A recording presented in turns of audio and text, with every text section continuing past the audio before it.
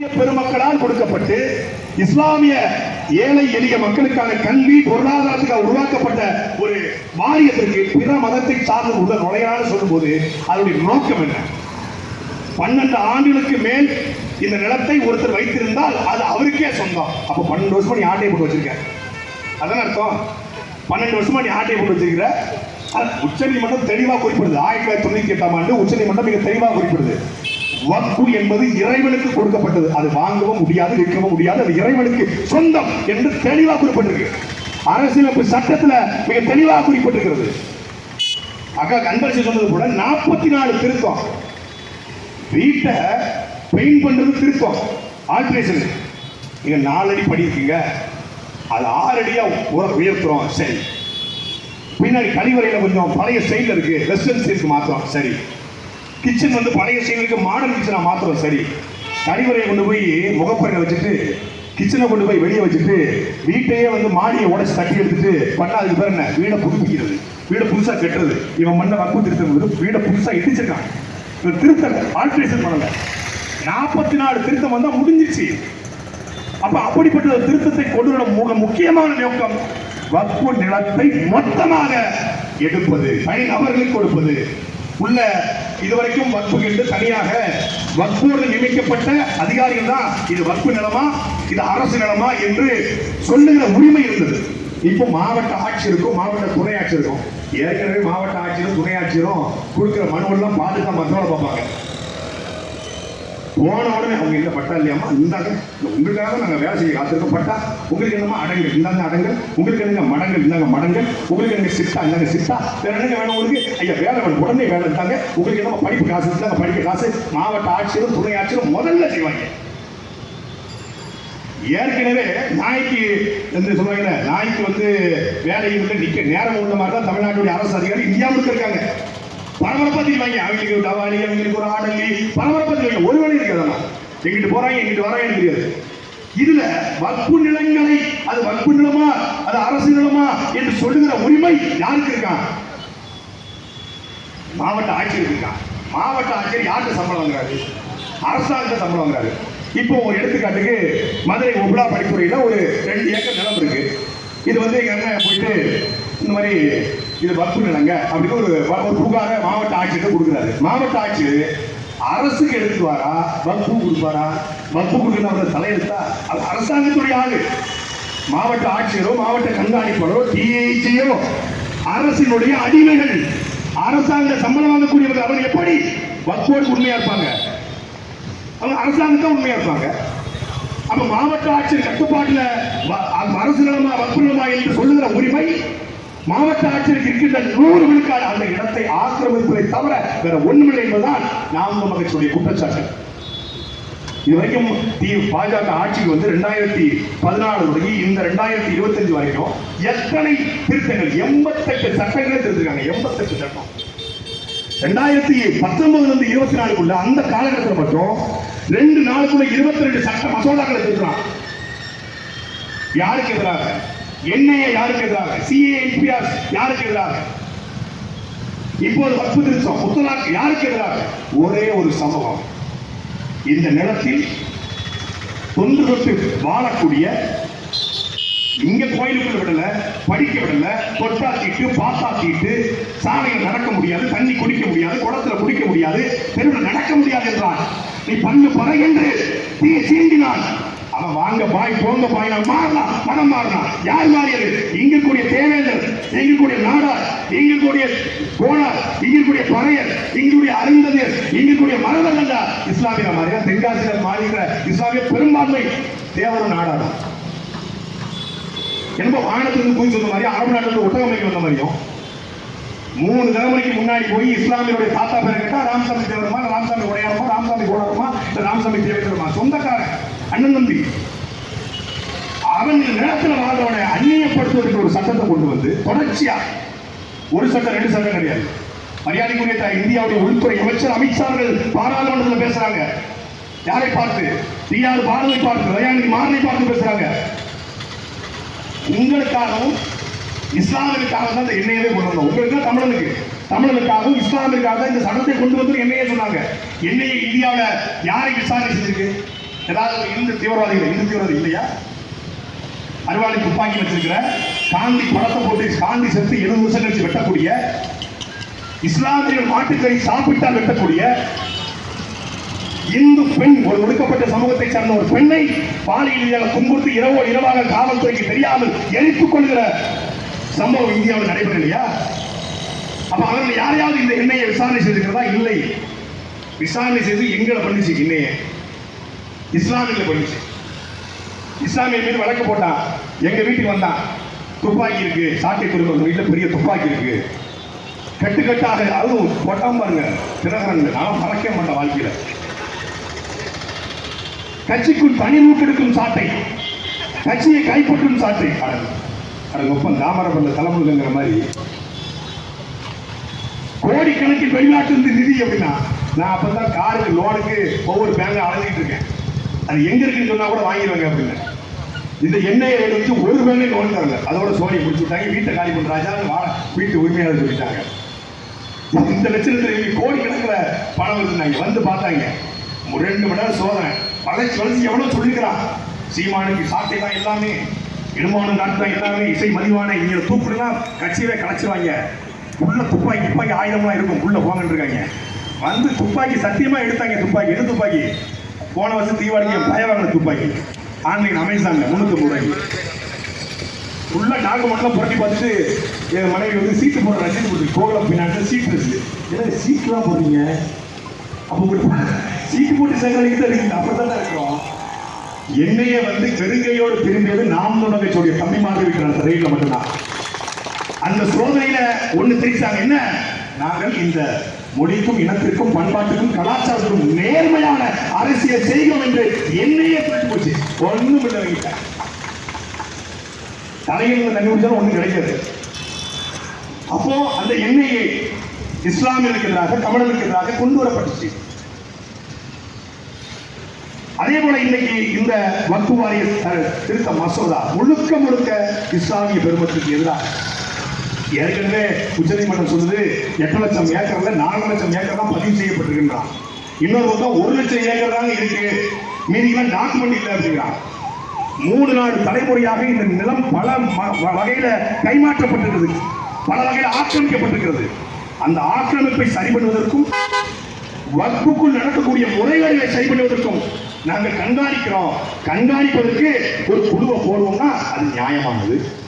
வக்ஃபுக்குள் நடக்கக்கூடிய முறைகள் எல்லா நிறுவனத்திலும் முறைகள் இருக்கும். ஒரு கல்லூரியா, ஒரு பள்ளியா, ஒரு தனியாரா, ஒரு மாநகராட்சியா, சின்ன முறைகளில் நடக்கத்தான் செய்யும். தவறுகள் நடக்கும். அந்த தவறுகளில் 1 லட்சம் புகாராக வந்திருக்கிறது. உச்ச நீதிமன்றத்திலே 20 வழக்குகள் வக்ஃபுக்கு எதிராக போட்டிருக்காங்க. அதன் அடிப்படையில் தான் நாங்கள் வந்து இந்த வக்ஃப் திருத்த மசோதாவை கொண்டு வந்தோம் என்று பேசுகிற பாஜகவுடைய பெருமக்கள், நாட்டினுடைய உள்துறை அமைச்சர் வக்ஃபுக்குள் நடக்கிற முறைகேடுகளை கண்காணிக்கிறோம் என்று சொல்லுவீங்களே, அமலாக்கத்துறையை வச்சு வாரத்துக்கு 4 ரெய்டு நடத்தீங்களே, ஏன் ஒருத்தரை கூட கைது பண்ண மாட்டீங்க? வடிவேல் ஒரு படத்துல பேசிக்கிட்டே இருக்கான், பாம்பை காட்ட மாட்டானப்பா, குரலி வித்தையா இருக்குமோ அப்படிங்கிற மாதிரி பேசுறான், படபடன்னு பேசுவான். அதான் வந்து நாகப்பாம்பு, அந்த நாகப்பாம்பு சீனால் அந்த நாகப்பாம்பு யாரை பார்க்கிறதோ அவர்களுக்கு நாம் சிதையிலே அப்படின்னு கொடுத்துவாங்க. கடைசிக்கு பாம்பே காட்ட மாட்டான், பாம்பாட்டி. அது மாதிரி இவன் அமலாக்கத்துறை வாரான், ரெய்டு நடத்துறான், அறிக்கை விடுறான், ரிப்பீட். அமலாக்கத்துறை வாரான், ரெய்டு நடத்துறான், அறிக்கை விடுறான், ரிப்பீட். அமலாக்கத்துறை வாரான், ரெய்டு நடத்துறான், அறிக்கை விடுறான், ரிப்பீட். அமலாக்கத்துறை வாரான், ரெய்டு நடத்துறான், அறிக்கை விடுறான், ரிப்பீட். முடிஞ்சது. பொன்முடி வீட்டுக்கு வந்தான், ரெய்டு நடத்துறான், அறிக்கை விட்டான். ஏழாவது வீட்டுக்கு வந்தாங்க, ரெய்டு நடத்துறாங்க, அறிக்கை விட்டாங்க, ரிப்பீட். இப்போ கேகந்தர் வீட்டுக்கு ரெய்டு நடத்திருக்காங்க, அறிக்கை விடுவாங்க, ரிப்பீட். அடுத்த ஜெகத் ரட்சக வீட்டுக்கு, டாஸ்மாக்ல, ரேஷன் கடையில, கழிவறையில எல்லாத்துலயும் ஊழல். 4 பேரை கைது பண்ணி போட்டு நெஞ்ச கிழிப்பாங்கன்னு பார்த்தா செந்தில் பாலாஜிக்கு 2011 16 வருஷம் கைது. இப்போ டாஸ்மாக்ல ஒரு பாட்டுக்கு மேல 10 ரூபா வாங்கப்படுவது கண்டுபிடிக்கப்பட்டிருக்கு. அப்பா, இதை கண்டுபிடிக்கிறதுக்கு இவ்வளவு நாளா, இதையே இப்பதான் கண்டுபிடிக்கீங்களா? ரமணாபுரத்தை சொன்னால, நீ இதையே இப்பதான் கண்டுபிடிக்கிறாங்கிற மாதிரி பாட்டுக்கு மேலே 10 ரூபா வாங்குவதை நாங்கள் கண்டுபிடிச்சிட்டோம். இதை கண்டுபிடிக்கிறதுக்கு பெரிய அமலாக்கத்துறை வரணும். இந்த வடிவத்துல சிபிபிபி, அது ஒரு போலீஸ் அமைப்பு. டாஸ்மாக் கடை வாசல்ல போய் நின்னாலே அவங்களே சொல்லுவாங்க, பாட்டுக்கு மேல 10 ரூபா 20 ரூபா வாங்குறாங்க, கூலி பீருக்கு 20 ரூபா வாங்குறாங்க, உனக்கு எப்படி தெரியும்னு கேட்காத. படிச்சேன். 10 ரூபா 20 ரூபா வாங்குறாங்க, கூலி பீருக்கு 20 ரூபா வாங்குறாங்க, உனக்கு எப்படி தெரியும்னு கேட்காத. 10 ரூபா 20 ரூபா வாங்குறாங்க, கூலி பீருக்கு 20 ரூபா வாங்குறாங்க, உனக்கு எப்படி தெரியும்னு கேட்காத. படிச்சேன். அப்புறம் போட்டுருவாங்க புள்ளி ஒருத்தரை பேசுறாங்க அப்படின்னு. அப்போ முறைகேடு நடப்பது தெரியுது. யாராவது கைது செய்யப்பட்டிருக்காங்களா? 1000 கோடி டாஸ்மாக்ல முறைகேடு. அந்த டாஸ்மாக் ஊழல் கூட விட்டுறாங்க, பரவாயில்ல. கனிம வளத்தில் ஊழல் இருக்குது, அது கூட விட்டுலாம், பரவாயில்லைங்க. ஆத்து மணல் கொள்ளையடிக்கிறாங்க, அது கூட விட்டுலாம், பரவாயில்லைங்க. ஏங்க கேவலமா இல்லையா? டாய்லெட்ல ஊழலுங்க. டாய்லெட்ல ஒரு டாய்லெட்டை கழுவுறதுக்கு 3 ரூபாய் என்று 2021 வரைக்கும் இருந்திருக்கு. யாரு? நம்ம மரியாதைக்குரிய திராவிட மாடல் நல்லாட்சி நாயகன், பொற்கால புதல்வன் கலைஞர் கருணாநிதி தவமிருந்து பெற்றெடுத்த அந்த கொத்தரை மாற்று தங்கம் ஐயா ஸ்டாலினுடைய ஆட்சியில 3 ரூபாய்க்கு கழுவிக்கிட்டு இருந்த டாய்லெட்டை 330 ரூபாய்க்கு கழுவுற உத்தரவு போட்டு ஒரு டாய்லெட்ல 327 ரூபாய் எடுத்துக்கங்க. ஒரு டாய்லெட், ஒரு நாளைக்கு ஒரு டாய்லெட் கழுவ 330 ரூபாய். மதுரை இருக்கக்கூடிய தாஜ் ஹோட்டல கூட போய் கழுவ மாட்டாங்க, ஜிஆர்டில கூட போய் கழுவ மாட்டாங்க, அமிகால கூட போய் கழுவ மாட்டாங்க. 330 ரூபாய்க்கு ஒரு டாய்லெட், ஒரு சீட்டு. ஆஹா, ஒருவேளை தங்கத்தை ஊற்றி கழுவுறீங்களோ? டாய்லெட் தங்கத்தில் இருக்குமா? அது புரியல. இல்லை, அது பான்ஸ் பவுடரு, ஹோபிள் சாண்டல் பவுடரு, அப்புறம் வந்து ஏதாவது பெரிய நல்ல ஃபாரின் செண்டெல்லாம் ஊற்றி அதை கழுவுறீங்களோ? டாய்லெட் கழுவுறதுல 1000 கோடி ஊழல் அடிச்சிருக்காங்க திமுக. அமலாக்கத்துறைக்கு தெரியாதா? வருமான வரித்துறைக்கு தெரியாதா? மத்திய பாஜகவுக்கு தெரியாதா? தெரியும். அதிமுக பாஜக நேரடி கூட்டு, திமுக பாஜக மறைமுக கூட்டு, கள்ள கூட்டு. ரெய்டு நடத்தப்படுகிறது. நேரா செந்தில் பாலாஜி டெல்லி போறாரு. டெல்லியில நமக்கு பேய்க்கு பேர் பார்க்க வேலையா? என்ன வேலை? இல்ல பானிபூரி சாப்பிட போனீங்களா? இல்ல பாஜி சாப்பிட போனீங்களா? எதுக்கு அங்க போனீங்க? ரெய்டுக்கு நடந்துகிட்டு இருக்கீங்க டாஸ்மாக்ல. மரியாதைக்குரிய மதுவளத்துறை அமைச்சர் மாண்புமிகு அண்ணன் செந்தில் பாலாஜி டெல்லிக்கு போறாரு. கதிர் ஆனந்த் வீட்டுல ரெய்டு, துரைமுருகன் வீட்டுல ரெய்டு. எந்த துறைமுருகன் இல்ல, திமுக துறைமுருகன் வீட்டுல ரெய்டு. இங்க ரெய்டு நடத்துறா, அம்மன் டெல்லிக்கு போறது கிடையாது. ரெய்டு நடக்குது, அண்ணன் துரைமுருகன் நேரா டெல்லிக்கு போறாரு. அதே போல ரட்சகன் வீட்டுல ரெய்டு. யாரு? கால்ஸ்பர்க்கு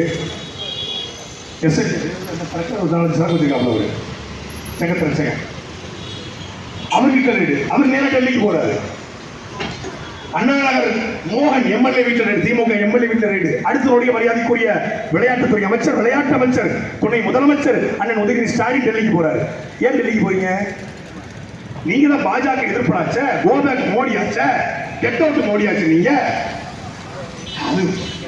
அது வேற வாய், இது நாக வாய். திமுக ஆட்சிக்கு வர்றதுக்கு முன்னாடி கருப்பு பலூனு, ஆட்சிக்கு வந்தா வெள்ள கொடை. உலகத்திலே வெள்ள கொடை இருக்குங்கிறது நான் ஸ்டாலின் வந்து மோடிக்கு பிடிச்ச போல தெரியல. சத்தியமா நம்ம எல்லாருமே வெள்ளையில கொடை இருக்கா? எங்க ஊர் டீச்சர்லாம் கலர் கொடை பிடிச்சுக்குவாங்க. டீச்சர்னாலே கலர் கொடை. அதே மாதிரி வெள்ளக்கொடை கண்டுபிடிச்சாங்க அப்படின்னா மோடிக்கு கருப்பு ஆகாது. அவரே ஒரு நெருப்புங்கிறதுனால, பெரிய பருப்புங்கிறதுனால கருப்பு ஆகாது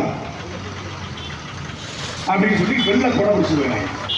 ஆட்சிக்கு வந்து வர்றதுக்கு முன்னாடி go back Modi, get out Modi. ஆட்சிக்கு வந்தா கேலோ இந்தியா, செஸ் ஒலிம்பியாட்டு, ஈஷாவுக்கு வரவேற்கிறது. இப்பொழுது பாம்பன் பாடத்துக்கு தங்கம் தென்னரசு கொடுத்து வரவேற்கிறது.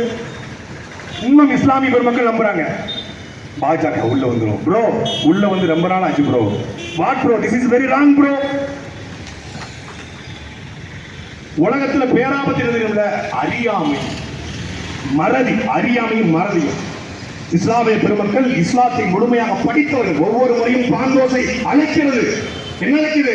அரபுல வெற்றியின் பக்கம் வாருங்கள், சத்தியத்தின் பக்கம் வாருங்கள் என்று தொழுகைக்கு அழைக்கிறது. நன்றிக்குரிய இஸ்லாமிய பெருமக்களை, வெற்றியின் பக்கம் நிற்கிற இஸ்லாமிய பெருமக்கள், என்னைக்கு நீங்கள் சத்தியத்தின் பக்கம் நிற்பீங்க? என்னைக்கு நிற்பீங்க? உங்களை ஏமாத்துறவன், உங்களுக்கு எதிராக சட்டத்தை கொண்டு வருவன், அவன் வக்ஃபு சட்டம் கொண்டு வரான், அது இஸ்லாமுக்கு ஆபத்துன்னு சொல்றீங்க. இங்க இருக்கிற இஸ்லாமிய சிறைவாசிகளை விடுதலை செய்தால் இந்து தலைவனுக்கு ஆபத்து என்று RSS அபிடவிட் போடல, பிஜேபி அபிடவிட் போடல, இந்து மக்கள் கட்சியோ, இந்து தமிழர் கட்சியோ, இந்து மகாசன சபையோ அபிடவிட் போடல. அபிடவிட் போட்டது திமுக. இஸ்லாமிய பெருமக்களை விடுதலை செய்தால் அது இந்து தலைவர்களுக்கு ஆபத்து என்று உச்சநீதிமன்றத்தில் அபிடவிட் போட்டு மனு போட்ட இவர்கள் தான் இந்துக்களுக்கு பாதுகாப்பு. நீ நம்பிக்கிட்டு இருக்கிற